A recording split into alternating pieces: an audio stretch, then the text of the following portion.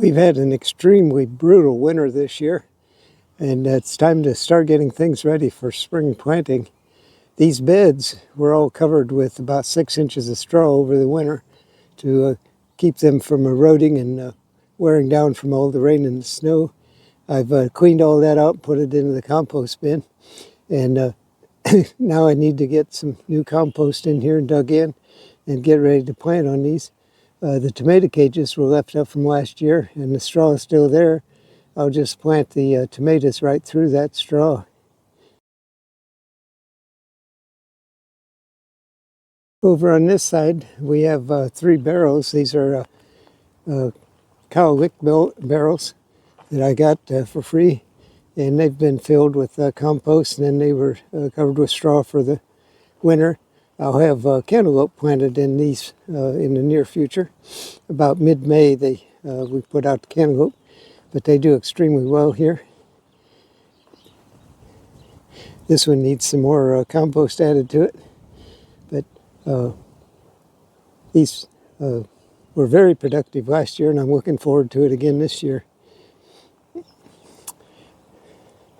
Over here we have the greenhouse. I'll go in there after a while and show you what's happening in there. It's been very productive all winter long, keeping us fed. And this is the other side of the beds, obviously. And along the far side over here, we have our rhubarb plants.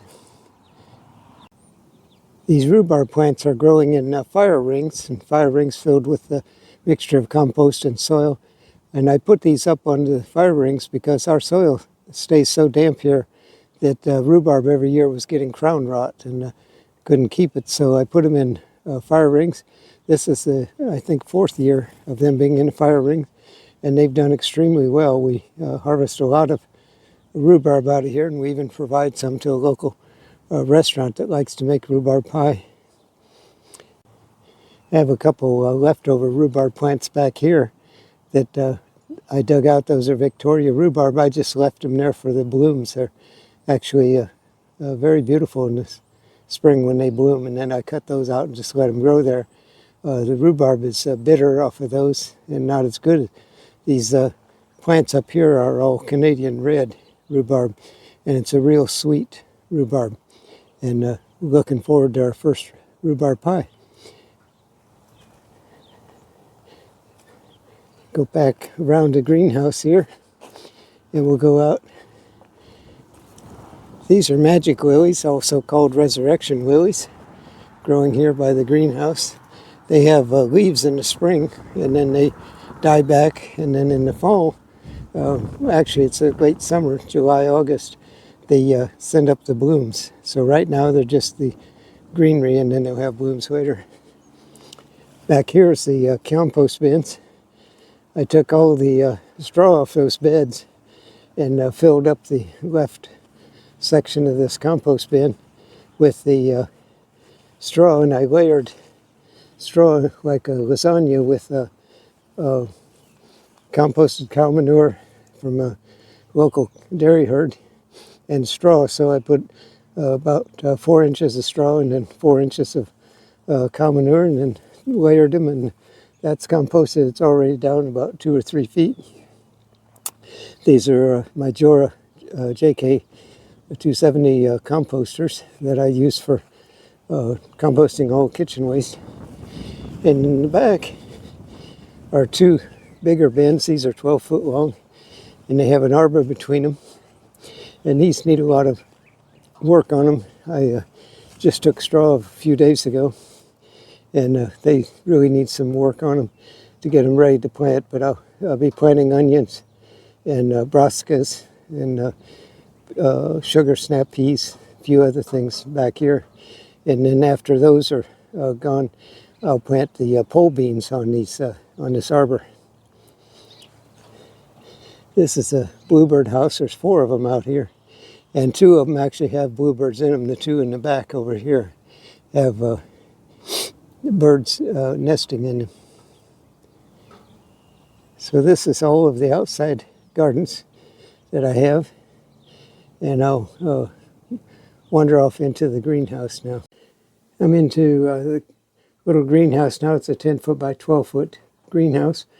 This has kept us fed all winter with fresh lettuce and spinach. We've got some bok choy here, about ready to harvest. I've got some burgundy broccoli growing in here. And then I've got some stray plants I just threw in to keep them in the soil that aren't worth anything. And then there's a new cucumber plant coming up. The old one is finished, and I took them out, put them in the composter, and started a new one. These were a couple pepper plants that I started back here. They're just getting going. But this has been a really productive garden bed this winter. It's the amount of lettuce and spinach we've gotten off of it is incredible. And the bok choy is a very fast-growing plant that we love to saute with sausage. It makes a delicious meal. On the side over here, we have our seeds started. These are burgundy broccoli plants that'll be going outside in a couple weeks. I have all my peppers started here. There's banana and bell and jalapeno peppers started. I have onions. There's 2 trays. I don't know if you can see them all, or in this one bin, and then there's another one over here. These on this side are the green spring onions. The ones over here are the sweet Spanish yellow onions and the red onions.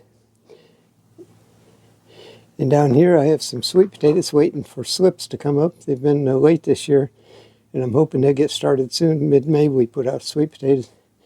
And I've got a couple more over here. This, I just planted some sugar snap peas in. They haven't come up yet, most of them. But that's pretty much it for inside the greenhouse. It's a nice place to come in the wintertime when it's 80 degrees in here and 10 degrees outside. But it's even more interesting when you're able to come in and pick some fresh lettuce and spinach and have them for dinner. Have a lot of seed trays stacked there for starting seedlings as the spring moves on. I had to leave the greenhouse. It got too hot in there. It's 90 degrees in there, even with the exhaust fan running. I shut the exhaust fan off while I was talking because it's noisy, and it got way too hot in there. So I came back outside. But this concludes the spring visit to the gardens, and in probably a few weeks I'll have a new update showing what I've done to get the beds planted and ready for summer. Looking forward to a very productive summer this year. Thanks for watching.